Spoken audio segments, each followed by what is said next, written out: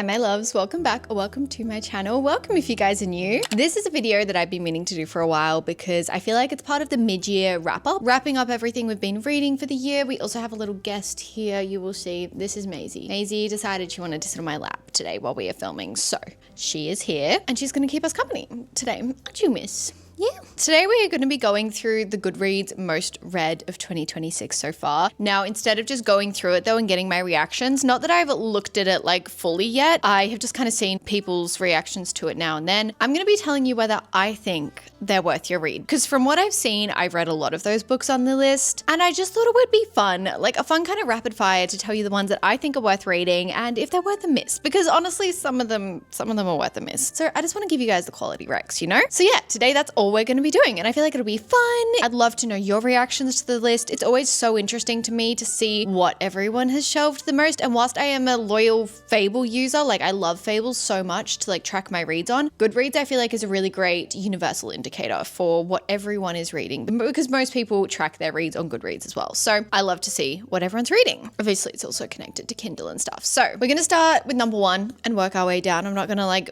work our way up to number one. First of all is Project Hail Mary by Andy Weir. Now, of course, you guys know that I love this one. I would highly recommend this book. I think anyone would love this book. It's one of those books that I truly do think if you were to have someone in your life who's like, oh, I want to get into reading, but I haven't read a book for like 10 years. What do you recommend? I would recommend Project Hail Mary, because I feel like any kind of reader would enjoy this, whether you're a fiction reader, whether you're a non-fiction, sci-fi, fantasy, romance, contemporary fiction. Honestly, I think anyone would enjoy it just because of the realness of our characters, how much you connect to your characters during it. I just think it's such a great read for anyone. I've recommended this and made my family read it and everyone has enjoyed it. And in saying that, my family doesn't read very much, like at all. So I feel like that's good. This also gives us a little insight into what like Goodreads nominations of like best books of each genre will be for the year. So I always find that interesting. But yeah, Project Hail Mary, 100% worth being up there. Obviously, it's probably up there because the movie came out. I mean, I read it last year? I read this because the movie came out and I wanted to read it beforehand. So I'm very glad everyone else is following in those tracks and reading it. And honestly,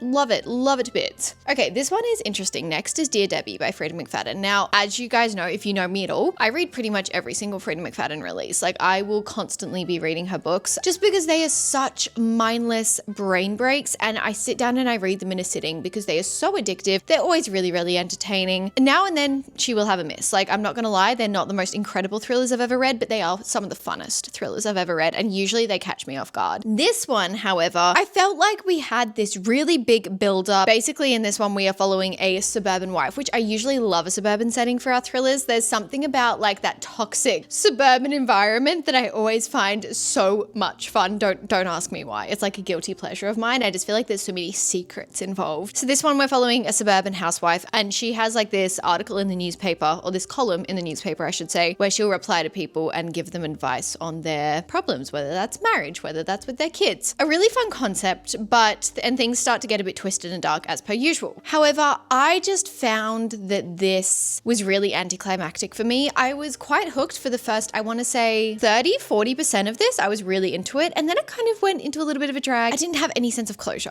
towards the end of that. I felt very when I finished it, and usually Frey McFadden books are really great at tying up all those little Easter eggs and pulling them all together, but this one was kind of for me. Same with her latest release, which I'm not sure if this is on yet because that only came out recently. Maybe it's just because I'm getting to know her writing and her style of everything so well. Like I know her writing style back to front, to be honest. So maybe that's why, you know, I can just guess the plot twists now and I know what she'd do and like who to look at. Anyway, that one was an interesting one, a little bit of a letdown for me because I always do love a Frey McFadden release. Coming in at number 3, complete genre shift, we have The Correspondent by Virginia Evans. Now, saying that this is a genre shift, this is not in my typical kind of genre picks. I would not just pick this book up. Actually, Jamie told me to read this one and I loved it. Again, I feel like this is a book you could recommend anyone and anyone would have a beautiful time reading it. It is truly just a beautiful book with really gorgeous messages involved. It is entirely letters, so it's all written in letters or some kind of correspondence, like emails, anything like that. And we are basically following our main protagonist, Sybil, and her entire social life is pretty much off correspondence. She just writes letters to her families, to her loved ones. I think she's in her 60s or something. She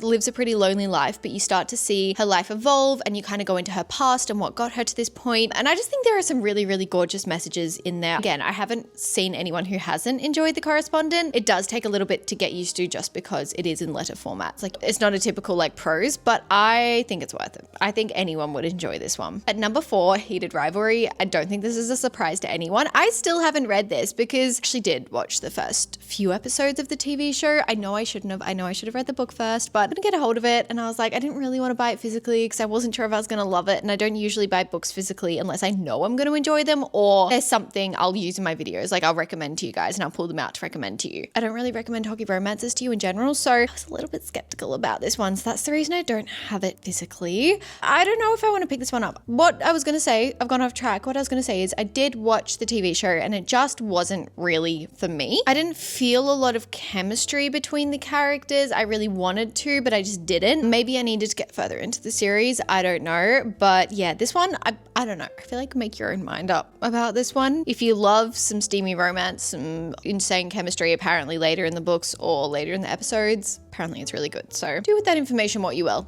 Next we have My Husband's Wife by Alice Feeney. Now this one's interesting. I want to see when this actually came out. It was 20th of January. Never mind. It was just early this year. This one is great. Honestly, I love Alice Feeney for her thrillers. And whilst I love Freida McFadden as well, like, you know, really great, easy thrillers, I feel like Alice Feeney has a lot more, I want to say complex thrillers. You definitely have to think a little bit more. You can try and solve it if you want. The only little nitpicky bit I had with this is the fact that it felt very similar to Rock, Paper, Scissors. Basically, it's a really interesting premise. We are following a couple and every single morning this wife goes out on a run, but one day she returns and she's locked out of her house. She doesn't bring her engagement ring or her phone on her run. All she does is bring her keys because she doesn't want to like lose anything or to get stolen on her run. But yeah, she returns to her house and she can't get in. She bangs on the door and then the lady that answers her door looks exactly like her and her husband answers the door as well and he's like, who are you? Another person has basically impersonated her, taken over her life while she is out on her morning run. There was so much more to it. Like I kind of went into it thinking it would just be like that mystery, but I feel like it got so much deeper. We had so many different angles to explore. But yeah, I do think if you've read Rock, Paper, Scissors, it'll be a little bit similar to that. And I think vice versa. If you read Rock, Paper, Scissors after this one, you might prefer this one. Like, does that make sense? It depends which one you read first, because I know a lot of you in my comments have said that like you read this one first and then read Rock, Paper, Scissors and it felt very similar. And it was vice versa for me. So I'd recommend it. Like I always recommend Alice Feeney. At number 6, we have still Atmosphere by Taylor Jenkins Reid. This one is holding its place and holding its place rightly so. I will forever preach that this is a book every single person needs to read. I know I keep saying that, but these books truly are just so diverse in like audience. I think anyone could enjoy this. I know that this is titled a love story. And look, honestly, I would look at it as a love story and love novel, not necessarily like a romance. Does that make sense? I think there's a difference between love stories and then romances. Romances to me are very chick flicky, happily ever afters. This is really fun, blah, blah, blah. Love stories to me are a little bit more realistic, a little bit more raw. You get to know every good and bad bit of your protagonist, realistic things that get in your way, maybe right person, wrong time, all of that kind of stuff is explored. And Taylor Jenkins Reid does that beautifully in all of her books, to be honest, but this one especially. I feel like our main protagonist was so refreshingly different, but also so real and raw. She definitely reminded me of somebody I know as well, and it just made it hit more. See, this one's also a different one for me though, because I read this, I was so lucky to receive an ARC for this. So I read it before most people, and I feel like I got that blind reaction going in with, not like, obviously I had expectations because it's Taylor Jenkins Reid, but them being blown out of the park. If you go in knowing it's like the most hyped up book ever, I don't know if you'd have a similar reaction. I feel like, again, I haven't really seen a lot of people not enjoy this one, but let me know if you've gone in with a lot of hype surrounding it, and if you've been disappointed. I don't think anyone would be, but that's just me. Number 7, again, this makes sense as why it's up there, is People We Meet on Vacation by Emily Henry. Obviously, the movie came out at the beginning of the year. That feels so long ago, but I thought it was a great movie. I thought it was really fun. This, I mean, it's an Emily Henry. You can't really go wrong with an Emily Henry. It is my least favorite by her, just because of some of like the communication type things. You know,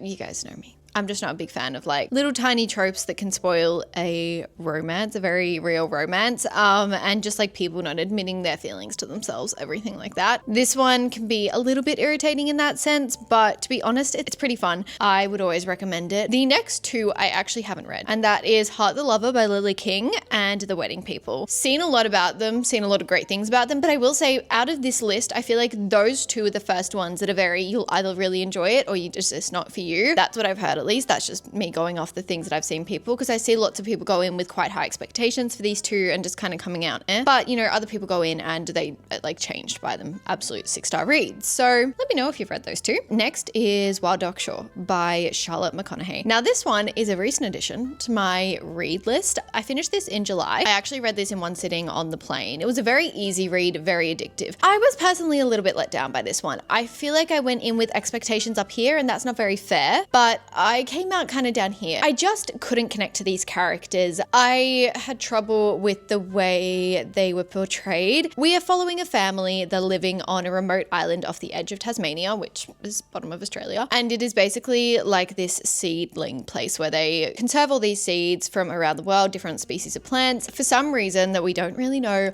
a lot of people have left this island and there's only like that family and one or two others left. One day though, a woman washes up on the shores from a shipwreck, I think. Obviously they don't know whether to trust her. She doesn't know whether to trust them. There's that kind of separation between them. That part was fine. I understood that part. As the woman washed up on a shore, yeah, you'd be like suspicious. But the part I really struggled with is these kids vary in ages, right? I think we have one is like 10 and the other one's like 17 or something. They all felt the same age. They all kind of felt around 11, 12 years old. Maybe the one's younger than 10, maybe he's like 9 or something. He's definitely younger, and then they would talk like they were 15 or something like that. And then the older ones, they kind of had the right like mannerisms for their age, but the father would talk down to them like they were 12. It just kind of was mixing up things in my mind. I felt like the father should have been a lot more open with them. He was keeping so much from them the entire time. And I was like, these are almost adults. Like you can trust them. They're very mature for their age, considering they don't have much interaction, but adult interaction. I kind of almost was just like, can you cut these guys some slack, you know? Like they're isolated, just talk to them. I think I rated it a 3 or a 3.25 in the end. You might really enjoy it. You really might, because I know lots of people loved it and that's why it's on this list. Like so many people have recommended it. I think if you like contemporary fiction, I think you'd enjoy it. It's just, yeah, wasn't really for me. There were just too many elements that kind of got in my way that was annoying me. Number 11 is Wuthering Heights by Emily Bronte. Now, obviously, again, movie adaptation for this came out, so we're seeing a theme here, sensing a theme. I personally love Wuthering Heights. The actual classic, I love. This is one of my favorite classics. I read it in high school, thought it was a wonderful, yeah, especially considering some of the other classics we read. If you like tragic love stories, also if you love like the favorites and stuff, that's all based off Wuthering Heights. So enjoy with that one. Theo of Golden. I've been seeing a lot about this one, but only recently, and I haven't read it. It hasn't even been on my radar till recently. That is the last one on like the top 12, but we are going to go through a few more in like different genres because I think they're really, really popular and I want to talk about them. So this is top 12 contemporary fiction novels. So we have all of the ones I've just talked about, plus let's go on to Broken Country. This one, again, took the internet by storm, I feel like, at the beginning of the year. Personally, I actually enjoyed this one. It's a historical fiction. It's so short. If you want to sit down and read a book in a sitting, read it. It is also, again, not my typical genre. Like I don't really read a lot of historical fiction, but I did really enjoy this one. I feel like there's this really strong sense of mystery. We're basically set in like this country town and we have these two main protagonists that have a very strong history together. One of them moves away though, and then they return when they're older, they're married, they've had their lives separately, and kind of something big has happened. So we just go on from there. It's delving into their pasts. We have a present past timeline. I actually really enjoyed this one a lot more than I thought I would. Do look up trigger warnings. There are just, I'd say, a few things that some people might not be comfortable reading about. It's not too bad, but yeah, I think it's worth looking up. Also on this list have Yesteryear by Cara Klebeck. I still can't believe that this is a debut novel for her. This is taken off. I mean, all props to her. It was a genius idea. I am so conflicted on this book. I think I love it. I think I really, really enjoyed it. Like I ended up rating it quite high, but I do think it's not what it's really portrayed as online. In case you don't know the plot of this, we are basically following a trad wife in the modern age, stay-at-home trad wife. She has this really big following on Instagram and just like on social media in general, but behind the scenes of things, it's not really true. Like she has professional chefs helping her, or like industry grade ovens to get these incredible sourdoughs and everything like that. She has a content manager. Everything is performative. It's not really real and raw like she portrays it. One day she gets transported back into the 1800s and she gets to realize what an actual trad wife's life involved. I will say we focus a lot more on that, and then we have some different kind of timelines going on, but we don't focus a lot on the present. So just go in knowing that. I think I wanted more from the present. That was my only thing. I wanted to see how her life worked just because I was curious about that. And I was like, oh, I wonder if like other influences are like this. And I kind of wish we had delved into, the modern timeline a little bit more, the ending of this will either make you absolutely love it and just be mind blown and left staring at the wall, or absolutely hate it. I feel like there's no in between, and it's up to you to make that decision. What's really interesting is for those top lists, like we've done the kind of just top overall, and we've only done contemporary fiction. Everything else from historical fiction, we have a lot of overlaps, like Atmosphere, Wuthering Heights. Everything else aren't really new books, which I find really interesting. I feel like the top ones were a lot of new releases. Everything else is pretty much books that have been released for a year or two at least now. A fun little fact, and we talked about this on the podcast, which I find so funny. Out of the top 6 of the mystery thriller category, 5 of them are Freda McFadden, and the other one is Alice Feeney. So I find that so funny. I will say, out of all of these, funnily enough, Dear Debbie's at the top. I guess her newest release, probably my least favorite.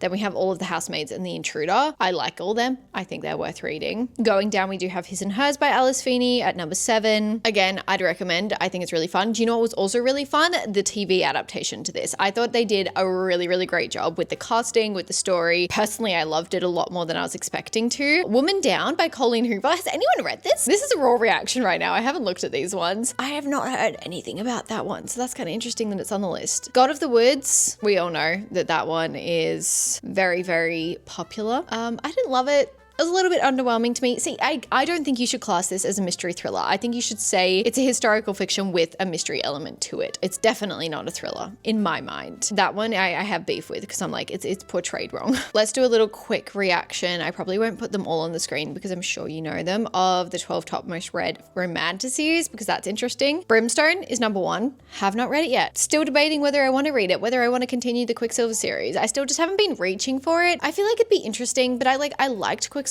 in the moment, but I'm just not as attached to our characters as I think I should be. Fourth Wing is number 2, obviously. Court of Thorns and Roses, 3 and 4. Quicksilver, number 5. Iron Flame, number 6. This is what I mean. You guys don't need me to put photos. Number 7 is Onyx Storm. Number 8 is Alchemized. Oh, interesting that it's still getting classified as a romantasy. Number 9 is Wings of Ruin. 10 is Shield of Sparrows. I actually haven't marked this one as read. I'm just going to do that quickly. Whoops. Okay, updated that one. Shield of Sparrows, I think it was fun. I wanted more. I didn't love the romance. I guessed all the plot twists. It was kind of a bit of a like opera drama kind of vibe. Like there was just so many plot twists and so much drama. And I was like, okay guys. But I really liked the world, and I've heard that in the second one, which is number 11th place, is Rites of Starling. I've heard that you get a lot more world building in that one, so I'm kind of intrigued about that one. And then Mate is number 12. Again, do we classify that as fantasy romance? I don't know. The top 12 most read fantasy novels, Song of Achilles. Okay, surely that's because of, I mean, I love that book to pieces, will always recommend, but surely that's because of the Odyssey, no? I think so. House in the Cerulean Sea by TJ Klune. Love, obsessed. Sweetest book ever. If you love Miss Peregrine's, but like make it cozy. I feel like I never talk about that book, but I love it. Number 3 is The Invisible Life, Addie